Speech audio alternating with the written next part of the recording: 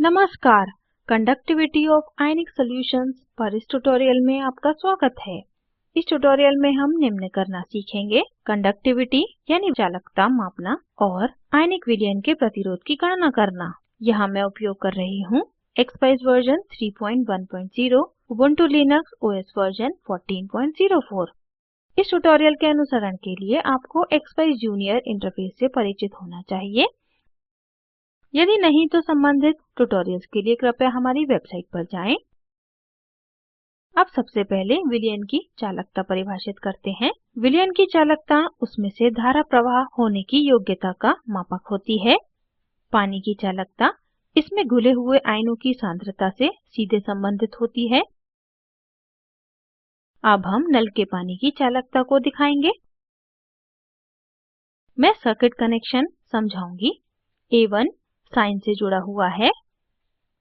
Sign और A2 के तारों को नल के पानी वाले कांच के ग्लास में डुबाया हुआ है। 10 के प्रतिरोधक को A2 और ग्राउंड के बीच जोड़ा गया है। यह सर्किट डायग्राम है। अब प्लॉट विंडो पर परिणाम देखते हैं। प्लॉट विंडो में A1 पर क्लिक करें और CH1 तक खींचें। A1 CH1 पर निर्दिष्ट किया जाता है। A2 पर क्लिक करें और CH2 तक खींचें।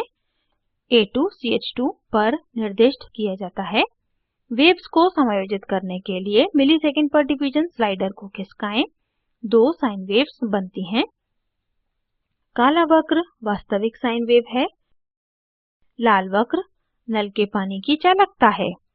CH1 पर क्लिक करें और फिट तक खींचें। CH2 पर क्लिक करें और फिट तक खींचें। विंडो के दाईं तरफ वोल्टेज और आवृत्ति की वैल्यूज को देखें।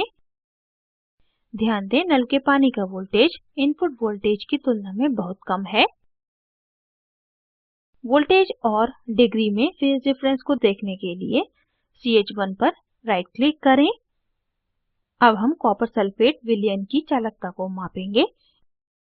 विलयन बनाने के लिए 100 ml पानी में एक स्पैचुला कॉपर सल्फेट घोला गया है। उसी कनेक्शन में साइन और A2 के तारों को कॉपर सल्फेट विलयन में डुबाया जाता है। प्लॉट विंडो पर हम चालकता वक्र देख सकते हैं।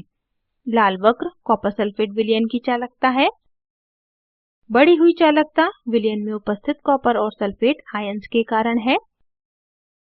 दाईं तरफ वोल्टेज और आवृत्ति की वैल्यूज को देखें। वोल्टेज और फेज डिफरेंस वैल्यूज देखने के लिए CH1 पर राइट क्लिक करें। अब हम तनु सल्फ्यूरिक एसिड विलयन की चालकता को मापेंगे। तनु सल्फ्यूरिक एसिड की कुछ बूंदें पानी में डाली गई हैं। तार सल्फ्यूरिक एसिड विलयन में डुबाए गए हैं। अब प्लॉट विंडो पर परिणाम देखते हैं। देखें कि काला और लाल वक्र लगभग एक दूसरे पर हैं। तनु सल्फ्यूरिक एसिड की कुछ बूंदें डालने पर नल के पानी की चालकता बढ़ गई है। दाईं तरफ वोल्टेज और आवृत्ति की वैल्यूज को देखें। वोल्टेज और डिग्री में फेज डिफरेंस को देखने के लिए CH1 पर राइट क्लिक करें। हम तनु पोटेशियम हाइड्रोक्साइड विलयन की चालकता मापेंगे। तनु पोटेशियम हाइड्रोक्साइड विलयन की कुछ बूंदें नल के पानी में डालते हैं।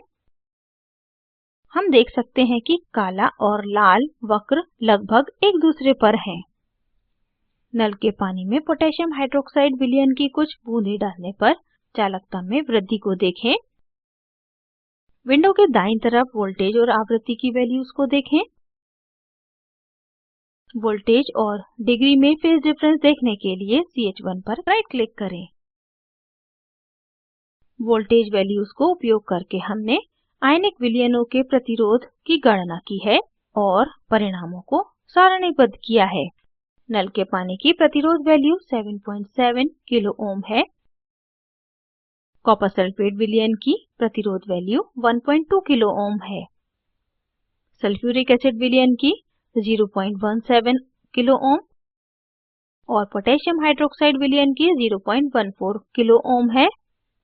देखें कि आयनिक सांद्रता बढ़ने पर प्रतिरोध की वैल्यू कम होती है। इसे सारांशित करते हैं। इस ट्यूटोरियल में हमने निम्न करना सीखा: चालकता मापना और आयनिक विलयनों के प्रतिरोध की गणना करना। एक नियत कार्य में सोडियम हाइड्रॉक्साइड, एसिटिक एसिड और सोडियम क्लोराइड विलयनों का उपयोग करके चालकता मापें। आयनिक विलयन के प्रतिरोध की गणना करें। यह वीडियो स्पोकन ट्यूटोरियल प्रोजेक्ट को सारांशित करता है। अच्छी बैंडविड्थ न मिलने पर आप इसे डाउनलोड करके देख सकते हैं। हम स्पोकन ट्यूटोरियल्स का उपयोग करके कार्यशालाएं चलाते हैं और प्रमाण पत्र देते हैं। कृपया हमसे संपर्क करें। स्पोकन ट्यूटोरियल प्रोजेक्ट भारत सरकार के MHRD के NMEICT द्वारा निधिबद्ध है। IIT बॉम्बे से मैं श्रुति आर्य आपसे विदा लेती हूँ। हमसे जुड़ने के लिए धन्यवाद।